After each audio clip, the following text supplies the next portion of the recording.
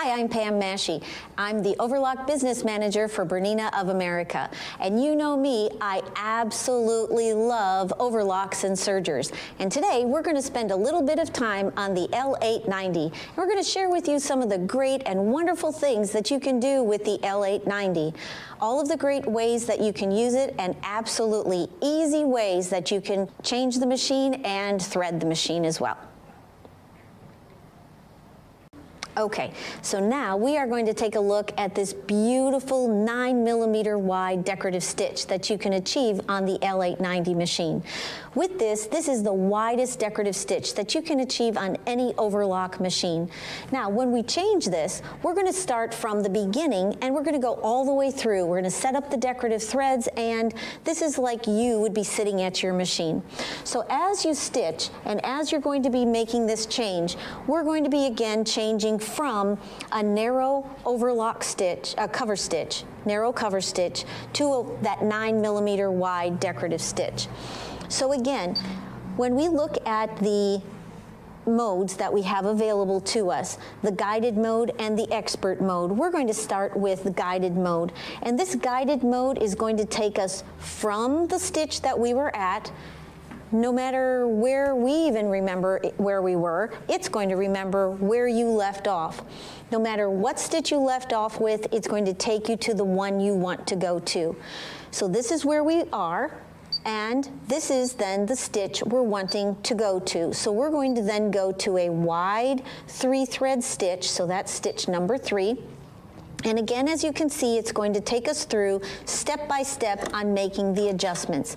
Raising the presser foot, you touch next. It shows you to cut your threads. So we're opening the door, we're going to be cutting the threads off, pulling your threads out of the machine, and you touch next.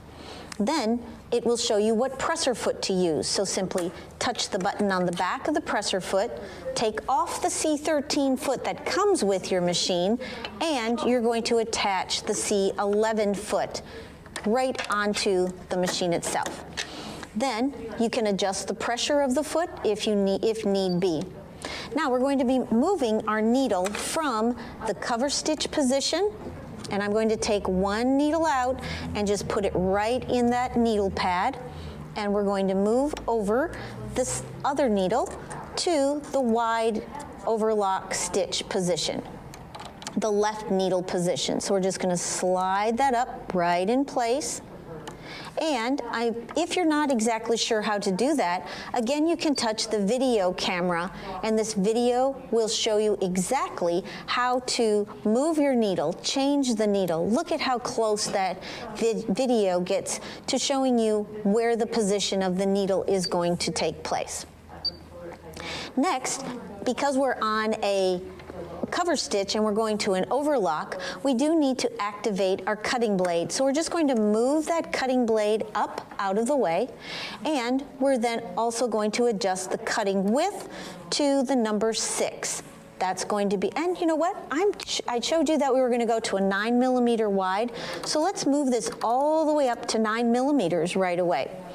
Now when you look on the underside of your foot, you'll notice that not only when I change this position, the width, not only is the cutting blade moving, but also that stitch former moves. So you have total fabric support on your fabrics all the time when you're stitching, especially on something that's going to be that wide. So next, we're going to change this cover on your machine as well. So if you're not sure how to do that, while I do it, you watch the video. And it shows you how to change the cover from a flat sewing surface table over to your cutting cover. We're going to also activate the upper looper because it's in the down position for the cover stitch.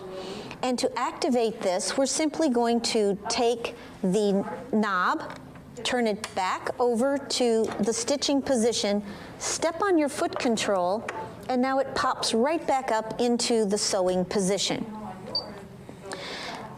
We're then going to make sure that it's set for overlock stitching, MTC is like our fine-tune adjustment.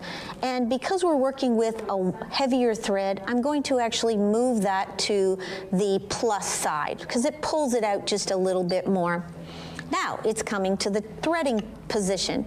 Now when I thread, I'm going to remove the threads from stitching from the cover stitch, and you'll notice that I still have left one thread in the machine, and that's because when I move from cover stitching to overlock stitching, this thread remains in exactly the same place. So I can leave that threaded, just simply pull it from the cover stitch needles and rethread over to the overlock needles. Nothing easier than that, making sure that you have it in the proper place. Again, your foot can tip out of the way for threading your needles easily. And now, when I'm going to thread the loopers, I'm going to put this heavier decorative thread onto the upper looper and also onto the lower looper.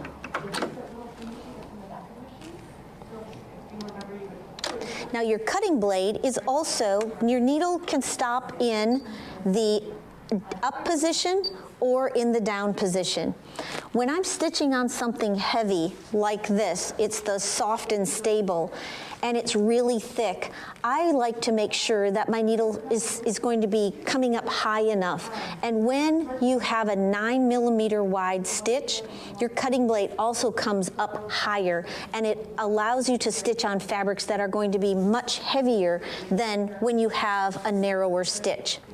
So now for threading our loopers, because the needle stops in the highest position, your tubes are already in the proper position to simply turn this lever over, and the tubes are automatically engaged. Simply step on the foot pedal, and that's going to activate the threading, and it just shoots all the way through. See how easy that pretty decorative thread went all the way through for the upper looper? Same thing for the lower looper. I want a nice clean cut on the end of that thread. Activate your threading, send the thread all the way through, and it gives you a beautiful threading for that heavier decorative thread. Not only the decorative thread, but also a lighter weight sewing thread.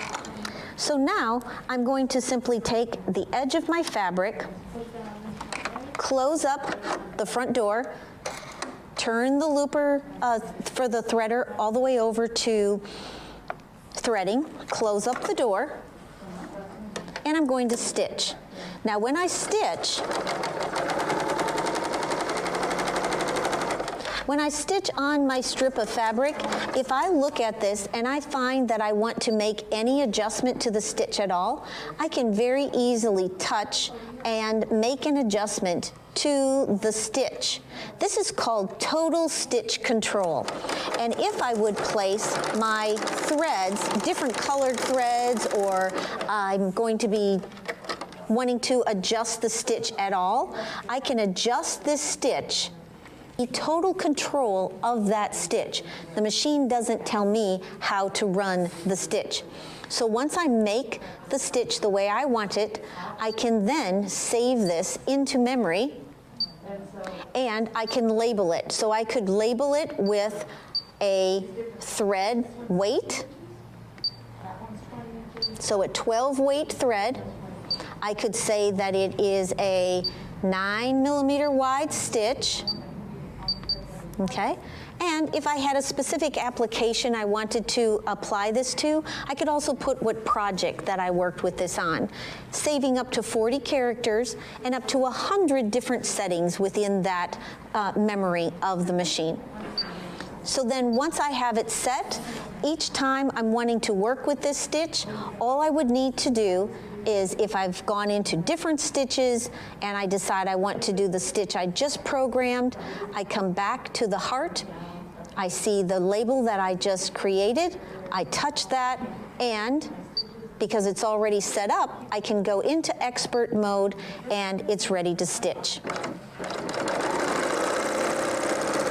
Not only will it remember our tension settings, but it would also remember any settings that I would give to speed. So if I'm working with a metallic thread and I would want to slow down the speed, I could set that and it would remember it. It would also remember a stitch length if I set my stitch length for a different setting on that particular stitch. So even if now I decided that I wanted to change my stitch length setting, X that out, touch the heart, touch the setting, oops, touch the setting, and then once I have it set, it's going to remember that I've shortened that stitch length.